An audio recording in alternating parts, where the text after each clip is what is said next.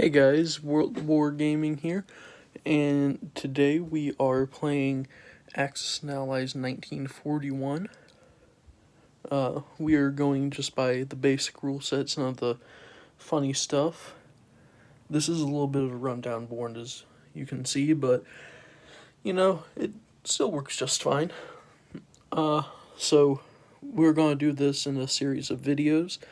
Each video is going to be a different turn, and one video is going to have all the powers going one time.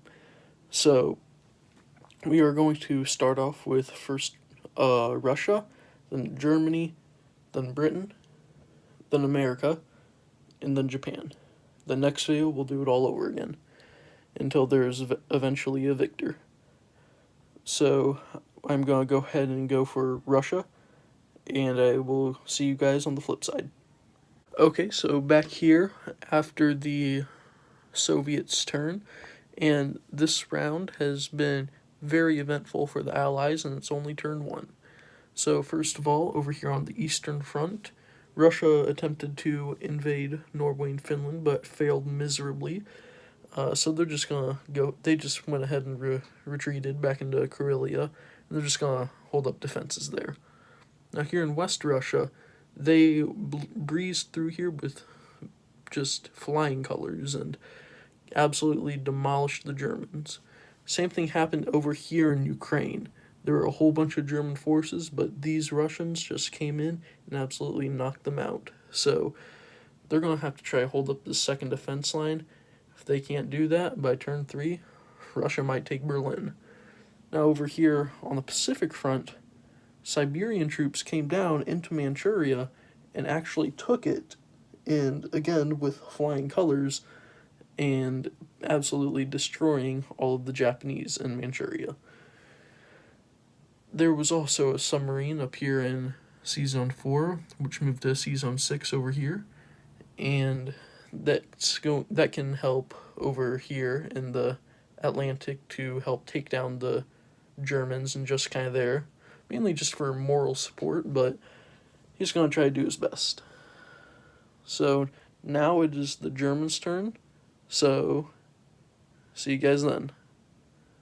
Okay, so back after Germany's turn. Again, for the Allies, looks like things are going swell. So down here in the Mediterranean, the Battle of Gibraltar happened, and it looks like there's one German destroyer left right there. But we kind of got we got two destroyers right here, but they are having to go against this battleship that won the Battle of the English Channel right here. Took out pretty much the entire Atlantic British Navy. Up here on the Eastern Front, the Russians fought tooth and nail, but just were no match for the opposing German force that was starting to blitzkrieg their way through Ukraine. Overall, the Germans ended up taking Ukraine and pushed back the Russians. Up here in the Winter War, it looks like they really fought tooth and nail, and no one ended up surviving. So that's either open for the taking, or going to be a hurt to the Russians, or could be a great help if they use it right. Down here in Africa, they also fought like the Russians up there, and there's no remaining survivors in the north. But there is one infantry down here by himself. So as of right now, Britain pretty much controls all of Africa. Nothing happened over in the Pacific, but I'm sure things are bound to happen very soon. So on to now the British. Okay, welcome back, and we are here to see what the British have done. So down here in the Pacific, they have done horribly. They attacked with not only the Aussies, but also the Indians. 3 against 3. Sorry, 3 against 2. And they were absolutely demolished. The British even brought in an Indian plane unit, and still they were no match for the infantry, which had all their faith into the Emperor.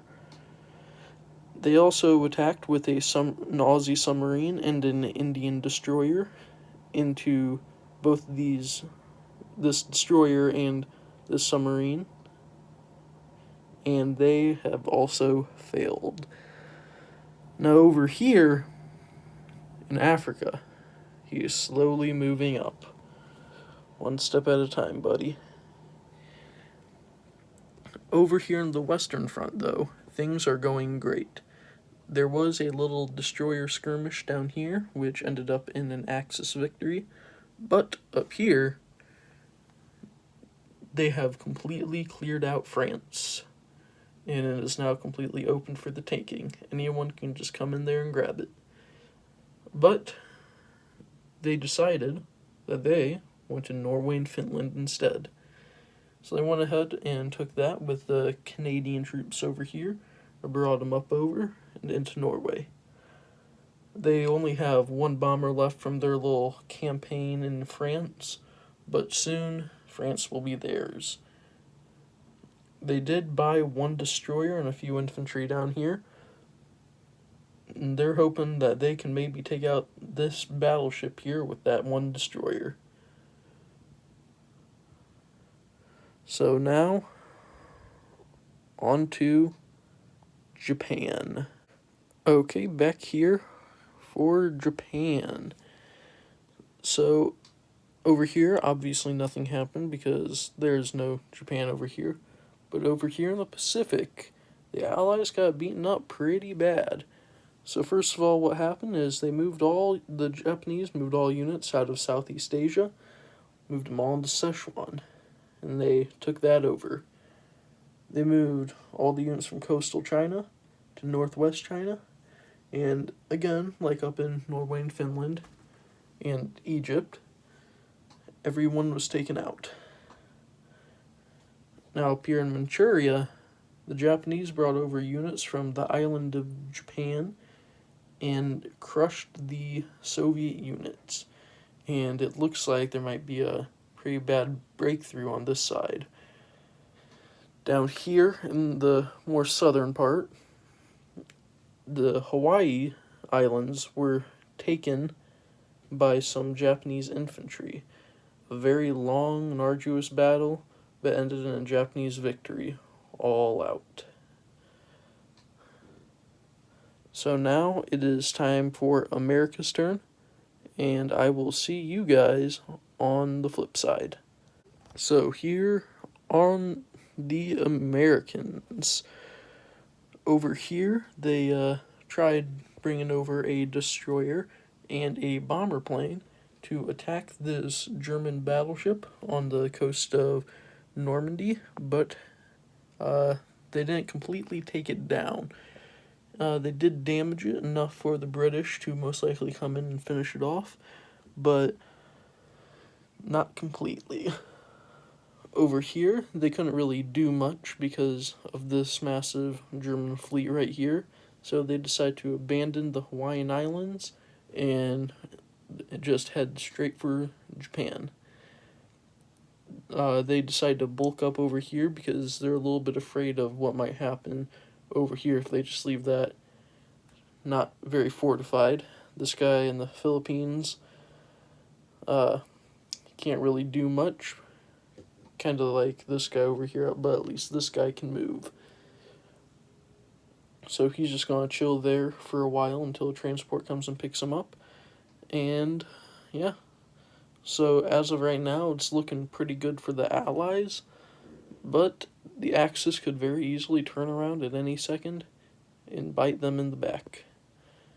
So that was the first turn of Axis and Allies 1941. And if you guys enjoyed, please leave a like and comment, and please share, and I would not mind if you guys subscribe. So see you guys in the next one. Peace.